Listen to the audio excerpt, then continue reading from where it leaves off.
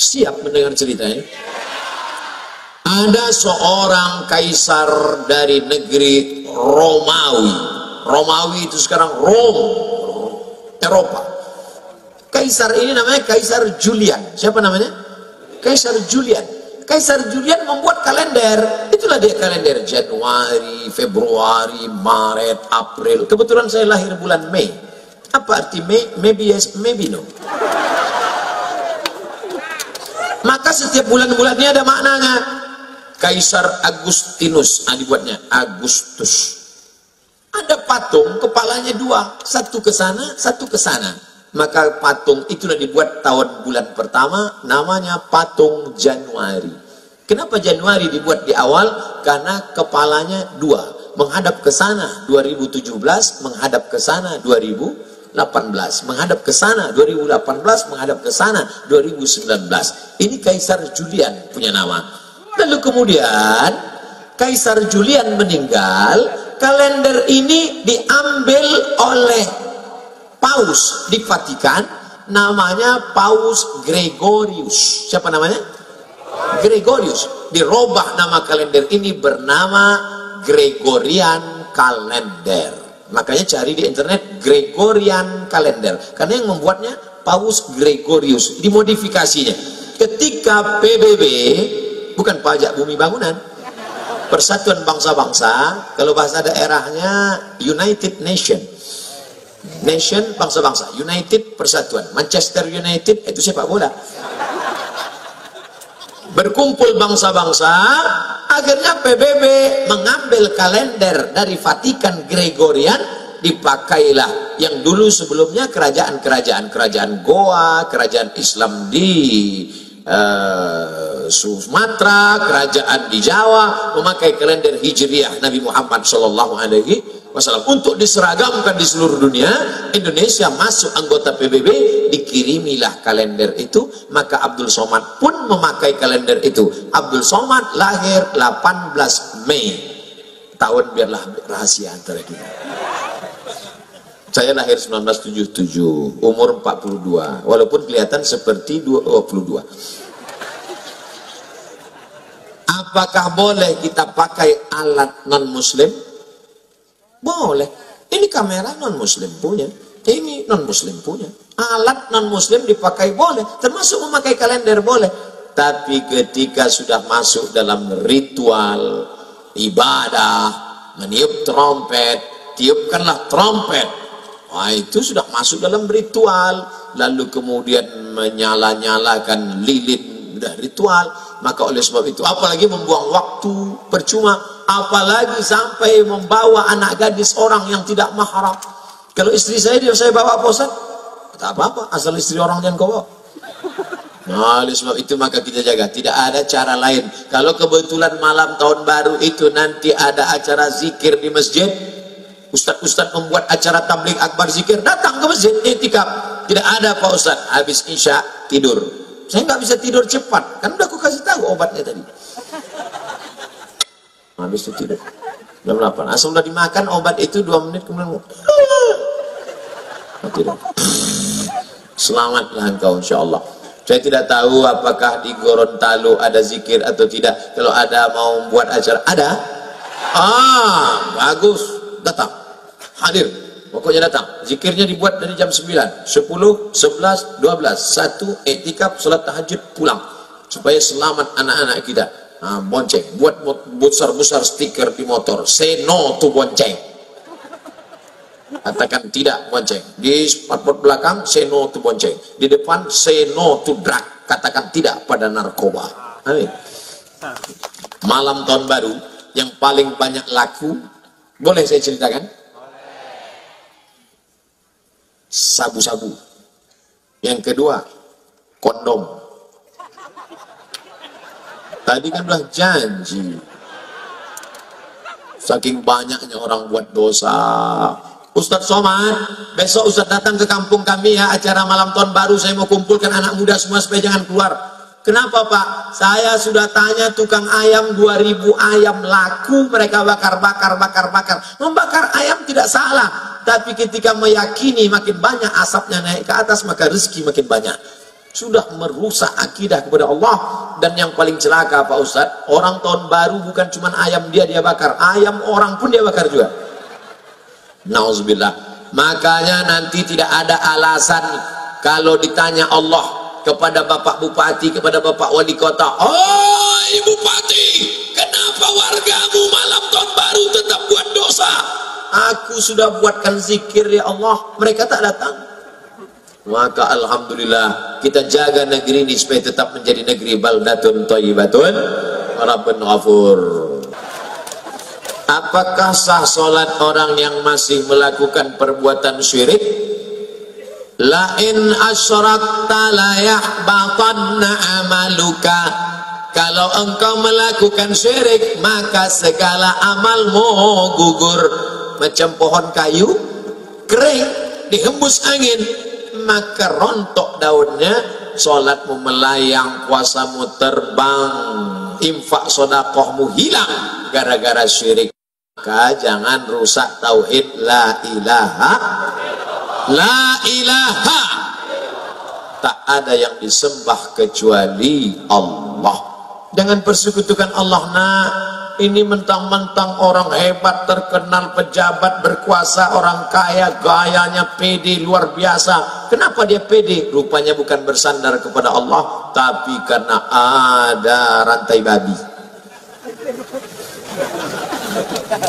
Gayanya pede luar biasa, berani di hadapan orang, petantang petentek. Rupanya di dompetnya ada keris kecil yang diambil dari jin, hantu, segala setan. Hai jin, tolong benda-benda gaib datangkan. Datang jinnya, what can I do for you? Kebetulan jinnya jin Inggris. Jangan minta kepada jin. Akhirnya dipakailah cincin yang di dalam batu cincin itu ada jin. Begitu diusap keluar dia. Itu Ustaz Somad pakai cincin, saya pakai cincin, tidak ada magic-magicnya. Ini hanya sekedar suka hiasan saja. Mereknya pun kasih orang. Ustaz Somad, ya, itu Ustaz pakai cincin ada magic-magicnya. Oh ada. Apa magicnya? Ini kalau dipakai duduk di rumah makan nggak bayar. Oh hebat Pak Ustaz, duduk aja jangan makan. Makan benar. Jangan syirik. Jangan percaya kepada perbintangan. Adinda, mohon maaf ya, aku nggak bisa nikah sama kamu. Kenapa? Kamu bintangnya ikan, aku kambing. Apa maksudnya? Kamu kan Pisces, sedangkan aku Taurus. Nanti kambing sama ikan masuk angin. Masih percaya sama yang begitulah. Ilah. Ingat, kalau sudah cocok, sesuai pinang dia, tawakal Allah. Bismillahi tawakkaltu ala Allah, la haula wala quwata illa billahil aliyil azim. Jangan syirik, maka rusak amal ibadahmu. Katanya Pak Ustaz, kalau kita beramal nanti amal kita akan kita lihat di hadapan Allah. Betul? Faman ya'mal mithqala dzarratin khairan yarah. Salat sunatmu akan kau lihat, puasa sunatmu akan kau lihat. Itu berarti orang yang syirik juga akan melihat amalnya. Iya. Terus amalnya dia lihat tapi tidak bisa menolong. Mau? Wa qadimna ila ma amilu min amalin. Amalnya kami datangkan. Ini sekolah yang kau bangun, ini panti asuhan yang kau bangun, ini orang miskin yang kau tolong. Faja'alna, kami jadikan dia aba'am mansura, seperti debu yang dihembus angin. Ambil debu, letakkan di tangan, hembus. Begitulah amal orang yang syirik. Maka jangan syirik.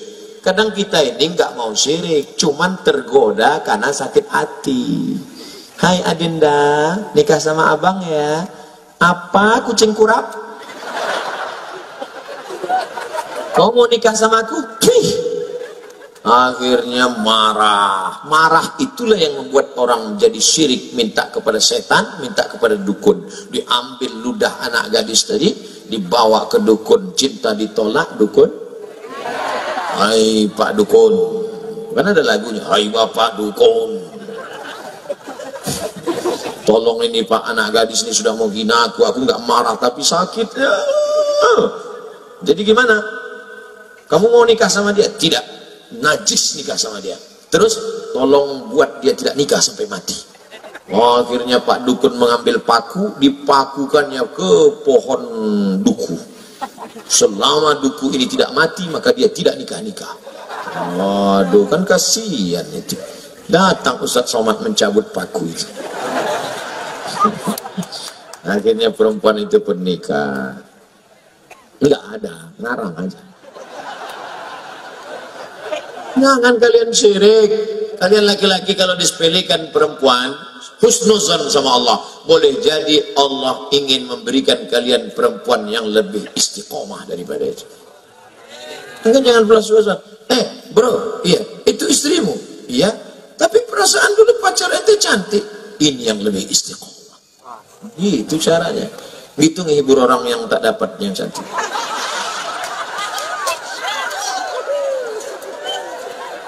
Seperti pergi ke dukun. Dan pergi ke dukun.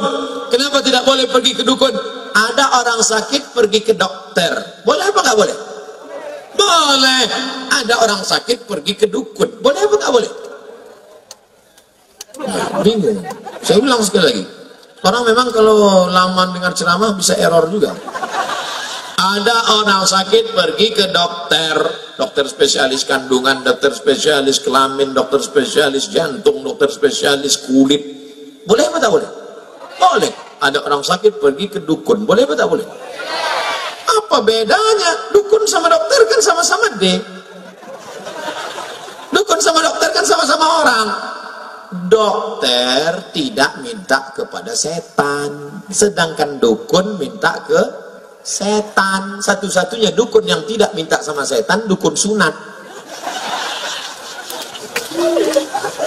Lain daripada itu berteman dengan setan. Setan itu dulu teman kakeknya meninggal, setannya hidup, datang ke bapaknya meninggal, setannya hidup, datang ke dia. Maka jangan heran orang bisa berteman sama setan yang dulu. Oh, aku adalah teman kakekmu dulu. Andai datang setan ke saya, aku adalah teman kakekmu dulu, aku ingin berteman denganmu, hai Abdul Somad. Nggak perlu, bro. Nggak perlu, najis teman sama ente. Memangnya teman ente banyak? Temanku sudah banyak. Berapa? Itu follower Instagram 6,2 juta. Saya cuma mau ngasih tahu aja. Oleh sebab itu maka jangan berteman dengan setan. Orang yang berteman dengan setan ada dalam Al-Quran Pak Ustadz, juz 29, nama suratnya surat Al-Jin. Ya'udzuuna birijalim minal jin.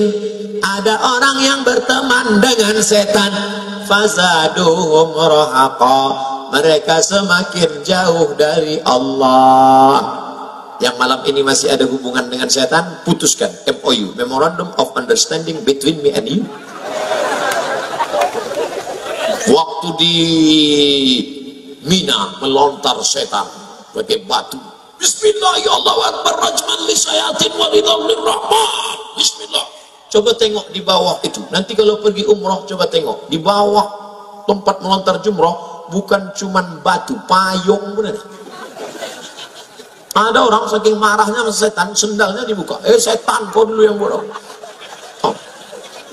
Begitu pulang ke kampung, lanjut lagi hubungan sama setan. Kata setan, aku bingung nengok itu. Kemarin waktu di Mina, ente melantar setan sampai ke setanan. Sekarang ente yang melanjutkan hubungan ini. Ente serius, kata setan. Maka jangan rusak hubungan kita, makanya kita serahkan semuanya kepada Allah. Inna sholati wa nusuki wa mahyaya wa mamati lillah la syarika lahu wa bidzalika umirtu wa ana minal muslimin. Aku hanya berserah diri kepada Allah. Ya Allah, aku ini mau pergi ya Allah ke sebuah pulau bernama Sulawesi. Di bagian atasnya itu ada namanya kampungnya, namanya Gorontalo. provinsi. Di sana nanti aku akan bertemu dengan umat Muhammad sallallahu alaihi wasallam. Maka kulangkahkan kaki bismillah tawakkaltu 'ala Allah la haula wala quwata illa billah. Andai mati saya, maka mati husnul khatimah. Amin. Amin. Andai masih hidup, diberikan Allah untuk kelebihan beramal soleh. Tak usah kita terlalu takut menghadapi hidup ini. Resiko hidup adalah mati. Takut mati jangan hidup, takut hidup mati saja.